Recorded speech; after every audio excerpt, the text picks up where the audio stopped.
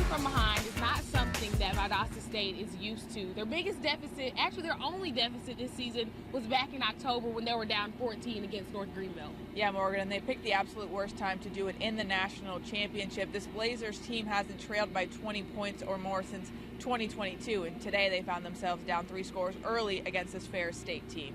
You know, we sit here with not our heads down. We're really excited about what we still were able to accomplish, even though we fell short of the goal.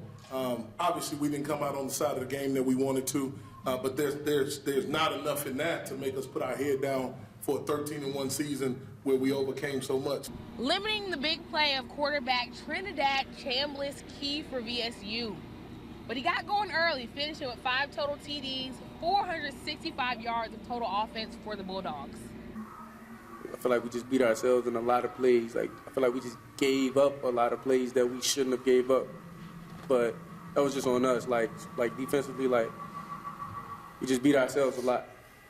Not much going for the offense today either. A scoreless first quarter, Sammy Edwards connects with Tyler Agero to put the team from Titletown on the board. Yeah, Morgan, they missed Tyler Algero last week, but he's back, not making much noise, especially with the fumbles. Valdosta State 5 fumbles, only 1 recovered by Farris State, but Tremaine Jackson saying each one slowing their momentum. You know, we were outmatched in some areas, but when you put the ball on the ground, it's never good. That's just football one-on-one. We had done a pretty good job of taking care of the football for the most part all season. And then the hits were a little bit different. They were hitting with velocity, and we knew that. And the ball popped out. And then we had some guys trying to make some extra plays when things got down. And when you do that, you set yourself up for a situation to where you lose the rhythm of your offense and what you're trying to get done. The Blazers handed their first loss of the season. Unfortunately, it had to be in the national championship, 49-14.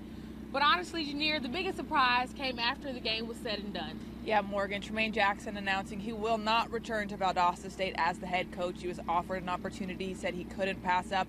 So unfortunately, he let his guys know in the locker room this was his last game coaching as Valdosta State's head coach. I'm proud of my staff, proud of the players, but yeah, it was tough. We mulled over it for a long time, and you know, the people have to respect the fact that we were still playing too, and so it was tough, but it was necessary, and we look forward to watching Valdosta State come back. Valdosta State will be back. But it's come back 3 times with 3 different coaches. Valdosta State will be back again. Junior, I think there's a lot to be said about Coach Jack being the first black head coach here at Valdosta. He took this team from what was considered a down year in Titletown to doing what a lot of coaches try to do, which is tap into the transfer portal. He tapped into the portal, got his guys to play together, and led them to another championship berth. Absolutely, Morgan. He didn't just do it on the field, he did it off the field. If you've talked to any of the Blazers on the team, they've praised how much love that Coach Jack has shown them. And that's something that he came in wanting to do, not just be a coach with X's and O's, but be a coach who fills the gap for these players. There's a picture in my grandmother's house where I was Little League Baseball, and the guy stood. Your father stood behind you. There were 7 of us, and I didn't have a father. So there was 2 guys that were dads. They stood in the gap, kind of stood in between me and their sons. That's why we coach. That's why we coach, because we know that there's other Tremaine Jacksons that have to stand in the gap. There's people. It's got to stand in the gap.